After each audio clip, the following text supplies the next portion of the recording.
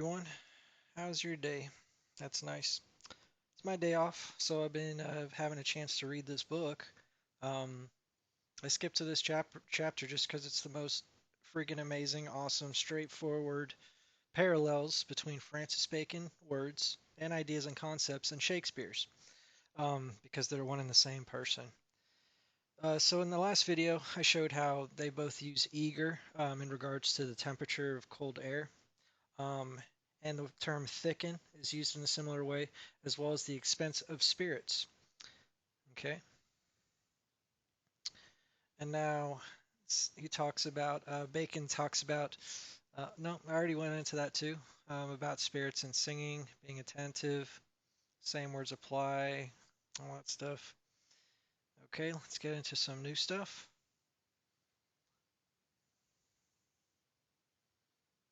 Oh, still stuff from the last video. My bad, y'all. Okay, here we go.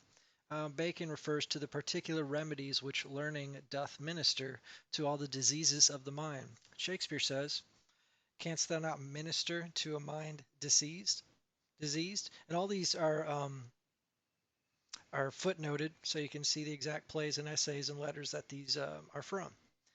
Bacon says, "Men have their time and die many times, in desire of some things which they principally take to heart."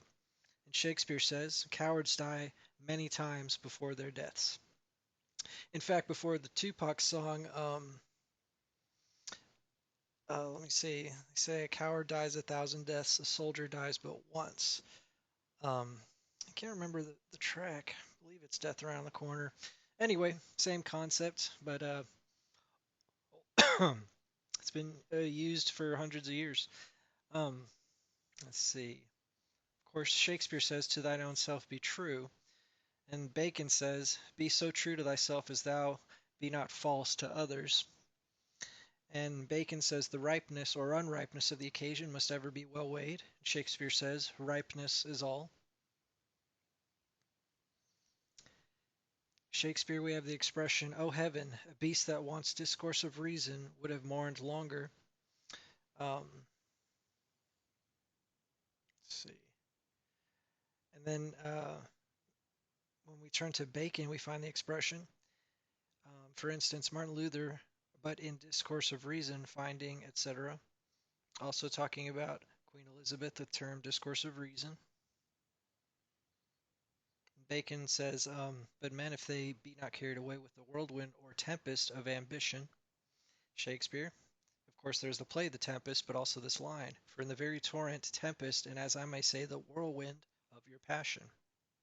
Okay, that's a line from Hamlet. Macbeth says, "Life's but a walking shadow." Bacon wrote to King James. He said, "Let me live to serve you, else life is but the shadow of death to your majesty's most devoted servant." Bacon says, "It is nothing else but words, which rather sound than signify anything." Shakespeare makes Macbeth say of human life, "'Tis a tale told by an idiot, full of sound and fury, signifying nothing." That's so cool. Shakespeare, "What a piece of work is man, the paragon of animals, the beauty of the world." While Bacon has, "The souls of the living are the beauty of the world." Sorry if this video is kind of straightforward, but it's literally just evidence. You don't need my opinions. I'm showing you some facts about what these dudes wrote. "Quote unquote dudes." It should be singular. Bacon says, "The eyes of his understanding, for everything's depends on fixing the mind's eye steadily, illuminate the eyes of our mind." In Shakespeare, Hamlet says, "My father, methinks I see my father." Horatio, "Oh, where, my lord?" Hamlet says, "In my mind's eye." Cool. And again, mine eye is my mind.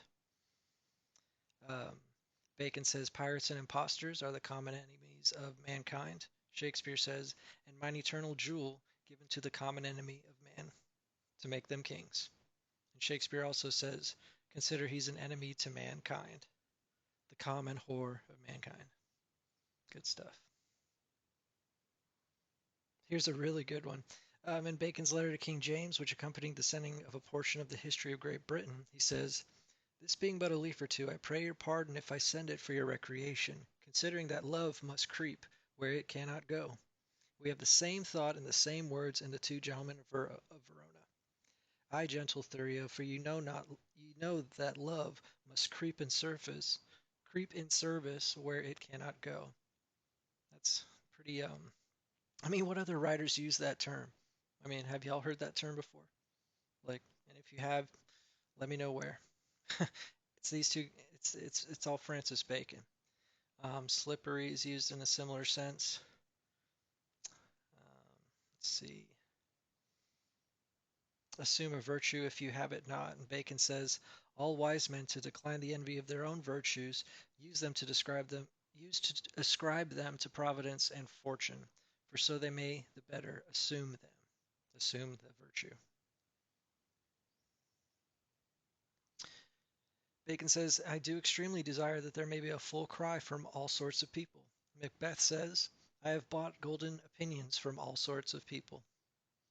Bacon says, not only that it may done, but that it may be done, but that it may be well done. If that be done which I hope by this time is done, and that other matter shall be done, which we wish may be done. Sorry, that's kind of a tongue twister. But Shakespeare says essentially the same concept. If it were done when it is done, then it were well. If it were done quickly, then it were well, it were done quickly. What's done cannot be undone. Bacon says, but I will pray for you to the last gasp. Shakespeare says, I will follow thee to the last gasp. Fight till the last gasp. Cool. Bacon says, the new company and the old company are but the sons of Adam to me. Shakespeare says, Adam's sons are my brethren. I mean, these are not just everyday words or terms. Bacon says all those who have in some measure committed themselves to the waters of experience, seeing they were infirm of purpose, etc. While in Shakespeare we have infirm of purpose. Give me the daggers. Bacon, every tangible body contains an invisible and intangible spirit. Shakespeare, O thou invisible spirit of wine. Bacon, flame at the moment of its generation is mild and gentle. Shakespeare, as mild and gentle as the cradled babe, he was gentle, mild, and virtuous. I will be mild and gentle in my words. Those two terms are they go together pretty well. So he used it. Bacon says custom, an ape of nature. Shakespeare says, this is the ape of form, Monsieur the niece. O sleep, thou ape of death. So ape is kind of like not the fully fledged fruition. You know, it's a preview of nature, and sleep is a preview of death. You know, so I think find that phrase interesting. Okay, I'm still going, y'all. This isn't a joke. Francis Bacon wrote Shakespeare's plays, and you know, it's just a huge secret that's got to be exposed sooner or later. And he predicted it would be 300 years, and well, you know, it was basically found out 300 years ago. After this book was about 270 years after Bacon. But anyway, let's keep going. Bacon says, of all substances which nature has produced, man's body is the most extremely compounded. Shakespeare says, the brain of this foolish compounded clay, man. Um, Bacon, speaking of man, says certain particles were taken from diverse living creatures and mixed and tempered with clayic mass. Interesting. Bacon says the heavens turn about and make an excellent music. Shakespeare says in Hamlet that, and there is much music, excellent voice in this little organ, yet cannot you make it speak. Okay, they both say the pieces of nature quite a few times, or well, the term piece of, and noblest piece of justice. Take a look at one here. Bacon says the fire maketh them soft and tender. Shakespeare says the soft and tender fork of a poor woman. Beneath your soft and tender breeding, as soft and tender flattery.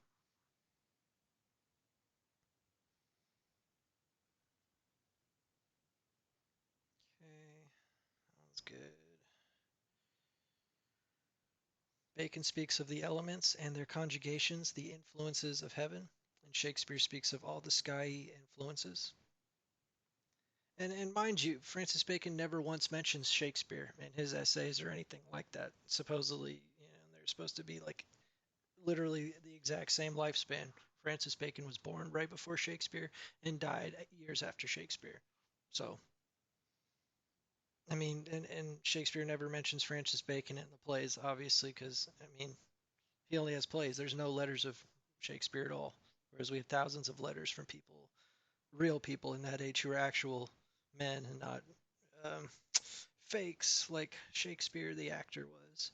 Bacon says, for those smells do rather woo the sense than satiate it. Shakespeare says, the air smells wooingly here. Bacon says, but none are as so delicate as the dew of the rainbow. Shakespeare says, I have observed the air is delicate. We also have a delicate odor, delicate aerial, the gentle dew of Bacon. Shakespeare says the gentle rain. The word fantastical is a favorite with both. Bacon says, which showeth the fantastical spirit, fantastical learning. Shakespeare says, high fantastical, all these different examples you can read there. Speaking of witchcraft, dreams, and divinations, Bacon says, your Majesty hath with two clear eyes of religion and natural philosophy looked deeply and wisely into these shadows. And again he says, all whatsoever you have or can say and answer hereof are but shadows. And Shakespeare says a dream itself is but a shadow and uses the term many times. Okay, Bacon says the mineral wits, strong poison, if they be not corrected. Shakespeare has the thought doth, like a poisonous mineral, gnaw my inwards. Bacon says fullness and swellings of the heart. Shakespeare says malice of thy swelling heart. Okay, that's great. Bacon says the most base, bloody, and envious person. Shakespeare says of base and bloody insurrection. That one's okay. Sovereign. Those are okay.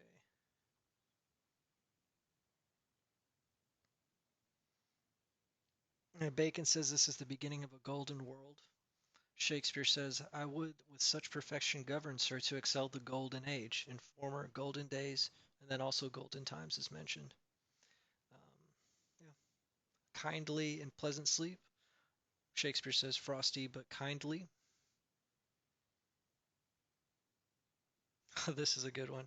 Bacon says the states of Italy be like little quillets of freehold, and he speaks of equity of the common law. Those are weird words, y'all.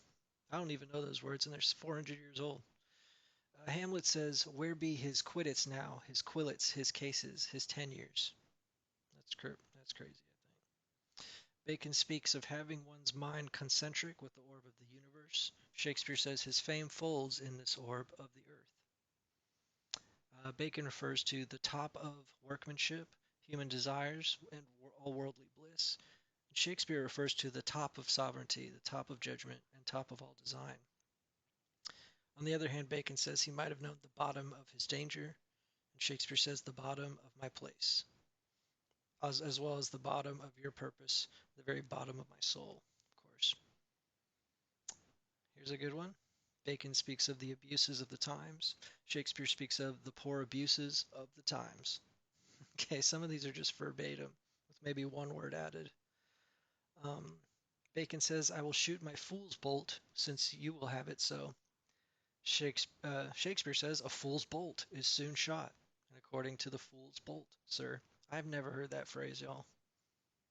Then again, I didn't live in the 1600s. Maybe it was more free, but at the same time, Bacon, aka Shakespeare, was creating the English language. Like English was barely a thing almost. So it was just, and he of course invented hundreds of words, maybe even thousands. um,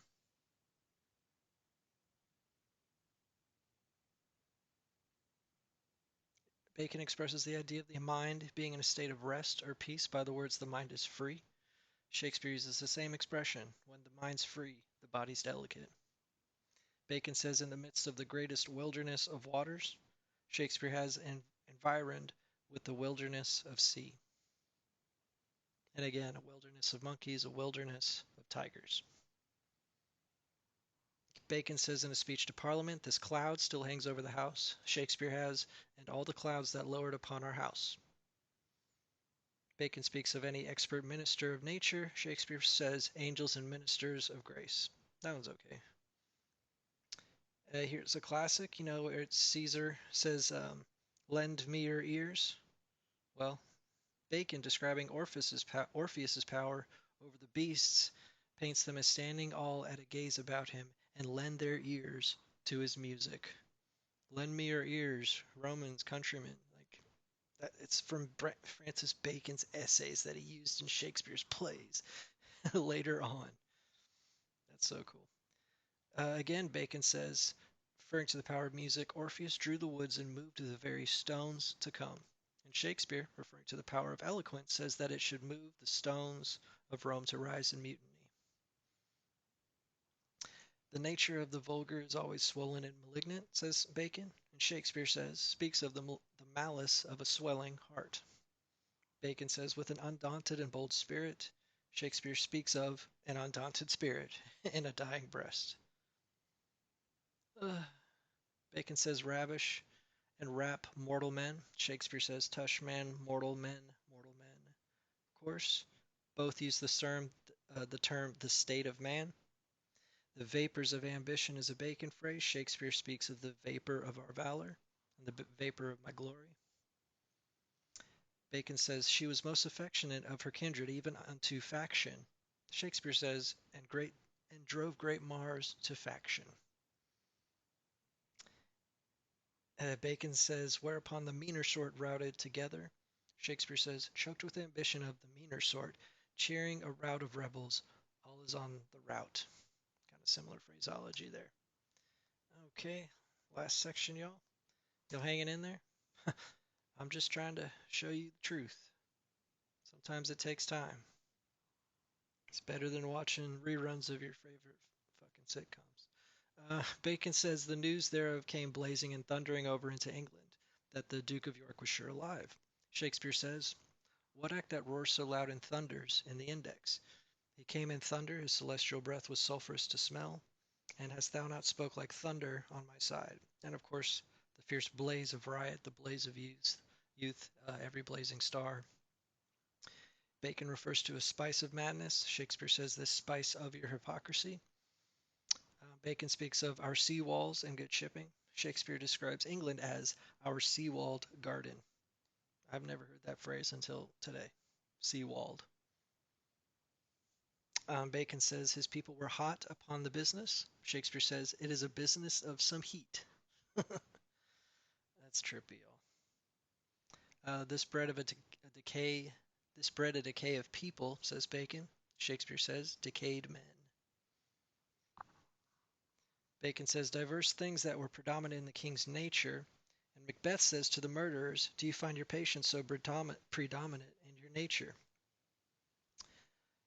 And then they both use the term prodigy. Let's see. Bacon says turned law and justice into wormwood. Shakespeare says weed this wormwood from your fruitful brain.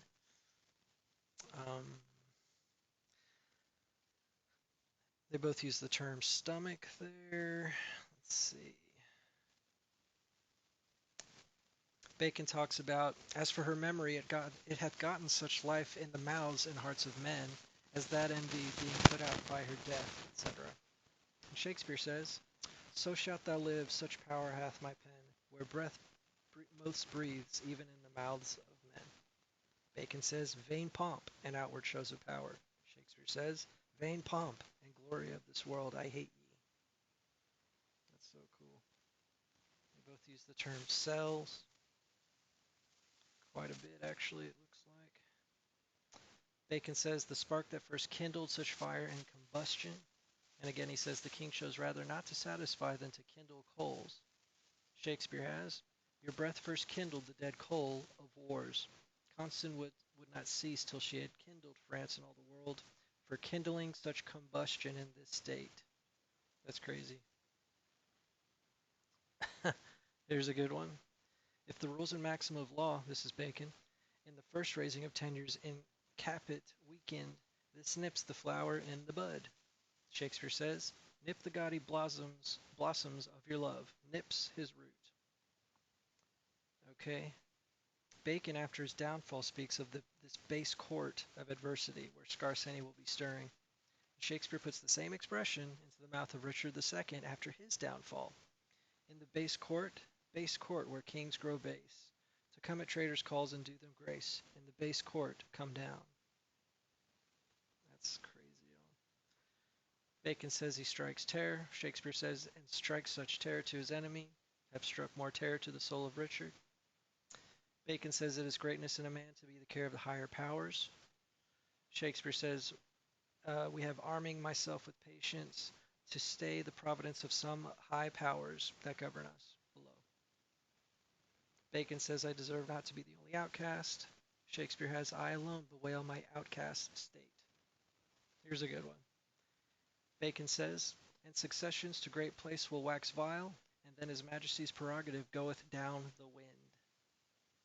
Or is it wind? I don't know. Othello says, if I do prove her haggard, though that her jesses were my dear heartstrings, I'd whistle her off and let her down the wind to pray at fortune. I've never heard the term down the wind, y'all.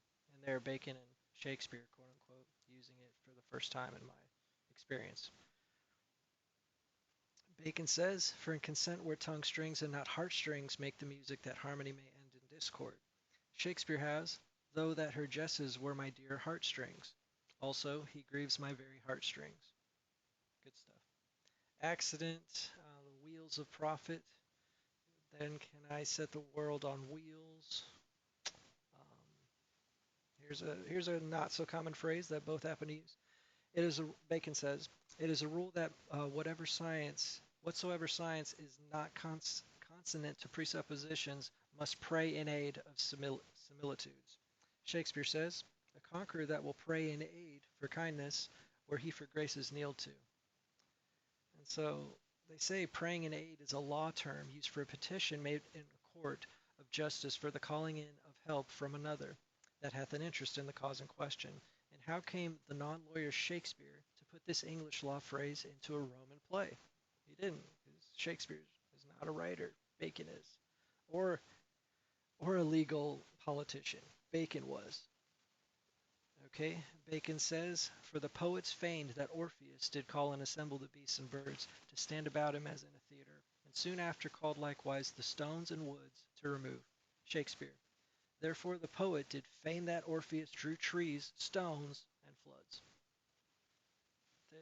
He's like double dipping. He's putting the same beautiful phrases in his philosophical works to make you think, and in his Shakespeare plays to make you feel. It's great. Bacon says, let him commend his inventions, not ambitiously or spitefully, but first in a manner most vivid and fresh, that is most fortified against the injuries of time. Shakespeare says, injurious time, blunt thou the lion's paws. Bacon speaks of justice mixed with mercy. Says Shakespeare, let mercy season justice. That's awesome. These winds of rumors could not be commanded down.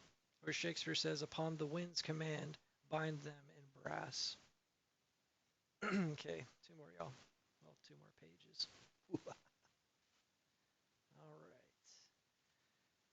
God sends men into this wretched theater, says Bacon, where being arrived their first language is that of mourning. Shakespeare, this wide and universal theater, presents more woeful pageants. And of course, all the world's a stage, okay? It's the same kind of concept. And not everyone knows that people are actors. They all think everyone has free will, but they're just puppets. Yeah, more stuff about theaters. The wretched is applied quite frequently for both. Let's see. Bacon says he sowed again in his mother the earth. Shakespeare says, where's this young gallant that is so desirous to lie with his mother earth? Okay. Bacon says, so man having derived his being from the earth first lives the life of a tree, drawing his nourishment as a plant. We have a kindred but not identical thought in Shakespeare. Pericles says, how durst thy tongue move anger to our face? Helicinus, I think that's how you pronounce it. How dare the plants look up to heaven from whence they have their nourishment? Okay, y'all. It's about 30 pages of Solid stuff. I put the link, of course, in the description. It's from the great cryptogram by Ignatius Donnelly, written in 1888. Awesome stuff. Yeah, 1,000-page book, and that was just about 30 pages. So I'm in hog heaven basically. Later.